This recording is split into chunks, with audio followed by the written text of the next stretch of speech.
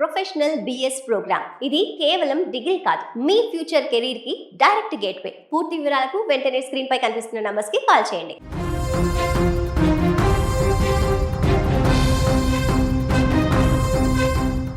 పదిహేడవ రోజుకు చేరుకుంది.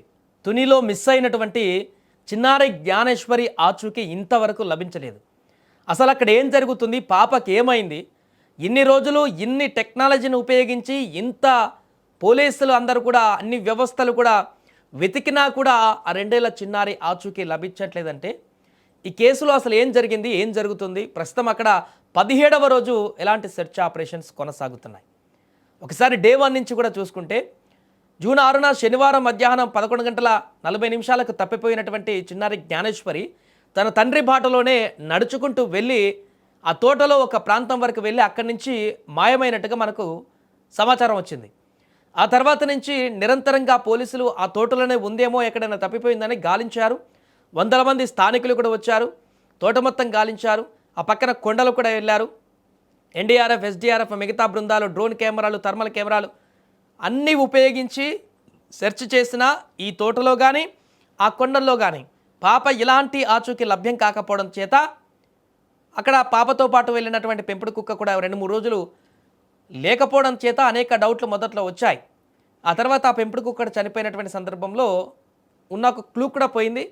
సో దీంతో ఎంత వెతికినా కూడా తోటలో కానీ అటు కొండల్లో కానీ ఎలాంటి ఆనవాళ్ళు రాకపోవడంతో ఇప్పుడు ఒక క్లారిటీ వచ్చేసింది. ఎందుకంటే మొదటి నుంచి ఇది కిడ్నాపా, లేకుంటే ఆ తోటలోనే ఏదైనా మృగ జంతువు ఏమన్నా చేసిందా, లేకుంటే ఎక్కడైనా పడిపోయిందా అనే కోణంలో 3 యాంగిల్లో దర్యాప్తు చేస్తారు. కానీ ఈ వెతకడం అంతా అయిపోయింది, తోటలో అయిపోయింది, కొండల్లో అయిపోయింది. ఎక్కడా కూడా కనీసం పాప ఆనవాళ్ళు కాదు కదా, చిన్న క్లూ కూడా దొరకలేదు. కాబట్టి పాప తన తండ్రితో పాటే నడుచుకుంటూ ఆమె ఫెన్సింగ్ దగ్గరికి కూడా వెళ్ళినట్టుగా కొంతమంది చెప్పారు. కాబట్టి సాక్షులు బయట కనిపించిందని చెప్పేసి తండ్రిని ఫాలో అవుతూ తన తోటను దాటి రోడ్డు మీదకి ఆ వైపుగా వెళ్ళినట్టుగా ఇప్పుడు అనుమానిస్తున్నారు పోలీసులు. ఎందుకంటే గంట తర్వాత, అంటే మధ్యాహ్నం 1 గంట ఆ ప్రాంతంలో ఆ పెంపుడు కుక్క పాపతో పాటు వెళ్ళినటువంటి ఆ పెంపుడు కుక్క కూడా ఊర్లో ఉన్నటువంటి ఒక టెంపుల్ సీసీ కెమెరాల్లో అక్కడ రికార్డ్ అయి కనిపించింది, అక్కడ తిరుగుతున్నట్టుగా. అంటే పాప కూడా అటువైపే పరుగులు తీస్తూ వెళ్ళిపోయి ఉంటుంది ఊరు వైపు.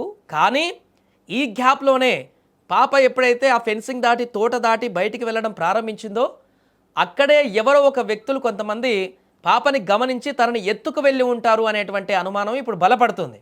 ఎందుకంటే ఈ సెర్చ్ ఆపరేషన్లు అంతా కూడా ఎలాంటి ఆనవాళ్ళు లభించకపోవడం చేత ఇక సెర్చ్ ఆపరేషన్ కూడా ఆల్మోస్ట్ తగ్గించారు. అక్కడ తోటలో కానీ కొండల్లో కానీ అక్కడ ఎలాంటి ఆధారాలు లేవు, ఏం దొరకట్లేదు, ఏమి లేదు కూడా, అక్కడ క్లారిటీ వచ్చేసింది ఇక్కడ పాప లేదని.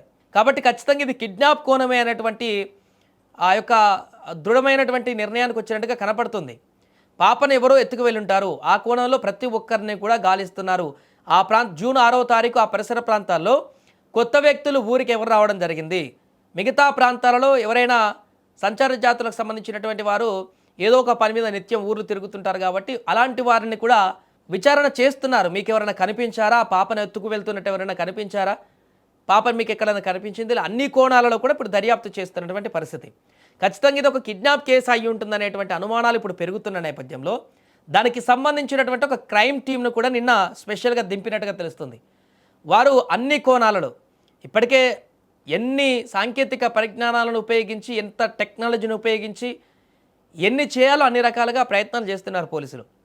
సో ఇప్పుడు 17వ రోజుకు వచ్చింది కాబట్టి ఒకవేళ కిడ్నాప్ చేసినా కూడా ఎవరైనా ఆ వ్యక్తి పాపను తీసుకొని ఇప్పుడు ఎంత దూరం వరకు ప్రయాణించాడు కూడా అర్థం కానటువంటి పరిస్థితి ఏర్పడింది.